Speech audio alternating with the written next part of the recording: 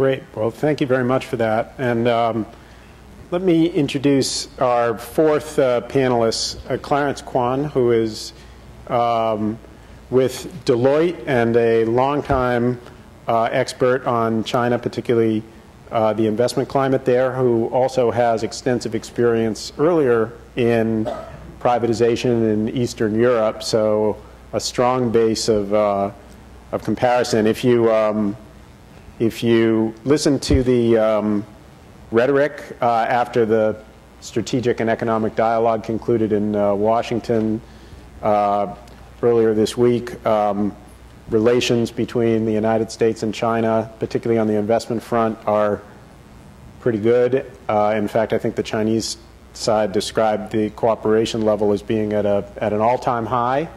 Mm-hmm. If you read the accounts of U.S.-China relations that appear in the mainstream media, and I hope you don't distrust everything that you read in the mainstream media. You get a slightly... Not when you write it.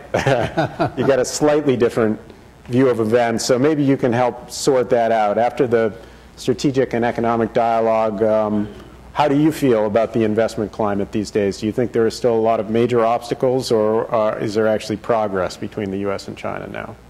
I think it all depends on whether you take a long-term view or a short-term view.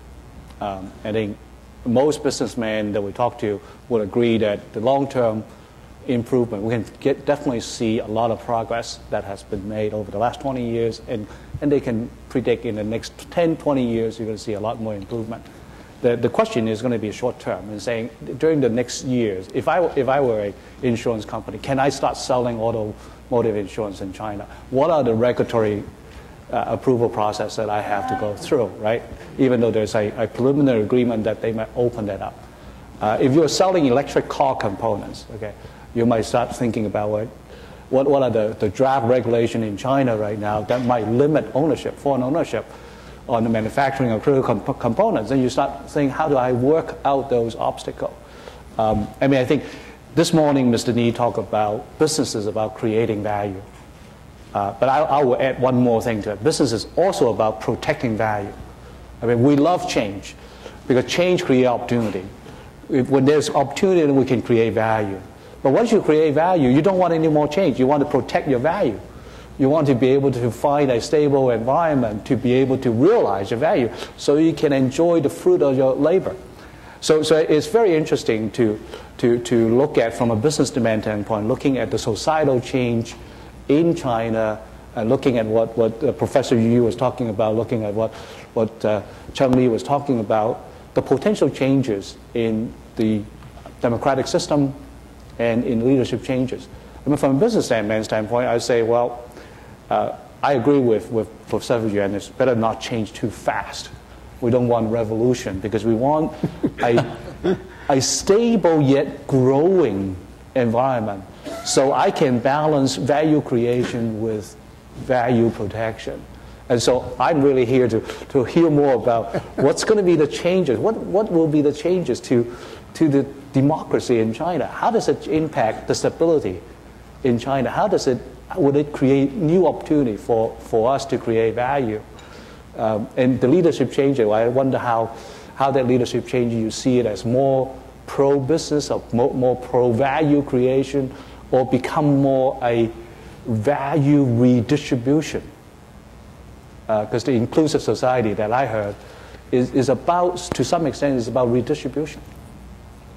So I like to learn about more about so from a business standpoint, we love change, but we hate change at the same time. All very good questions, and in fact, I think we should pick them up.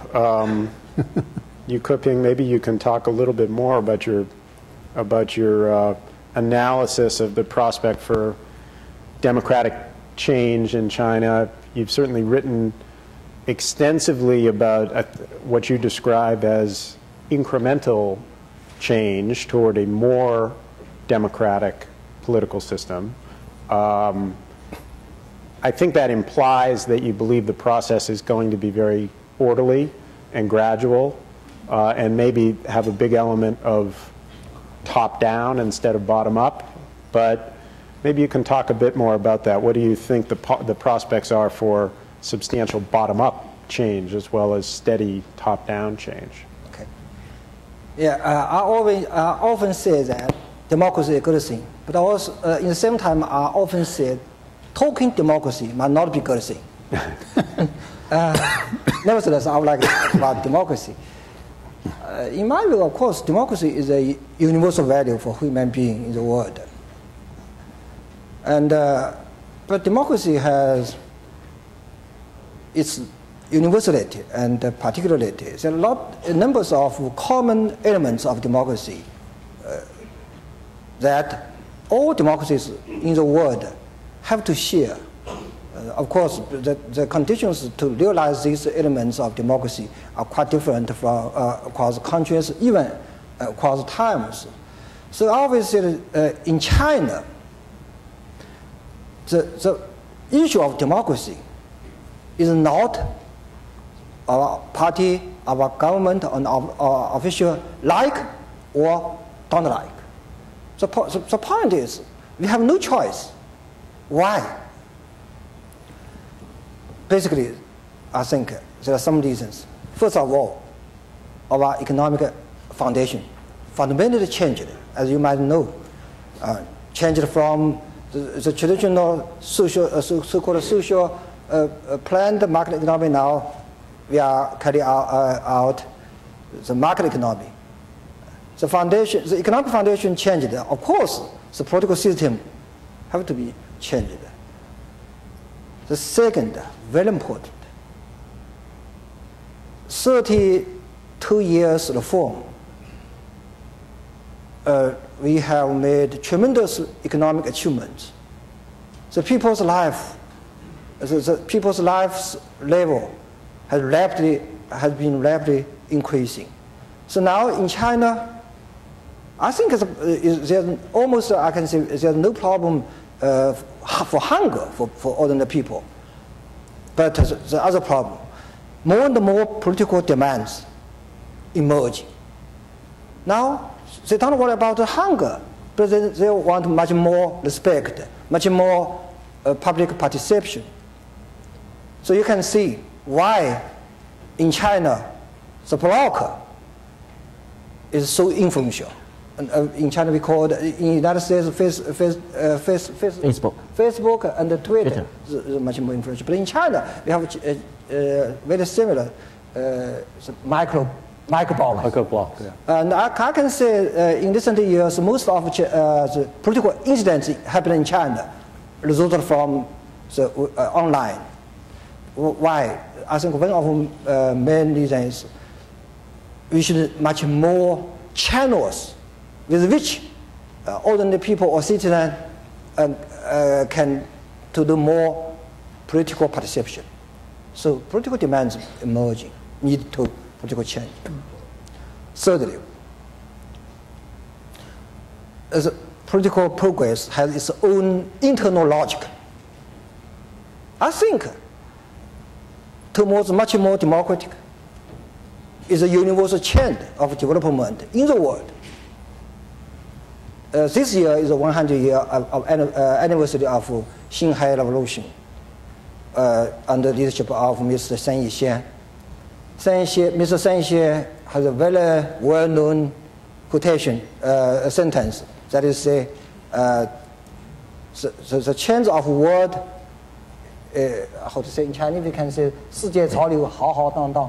The global wave for democracy is inevitable. Yeah. So that means this is an internal logic of political development towards much more democracy.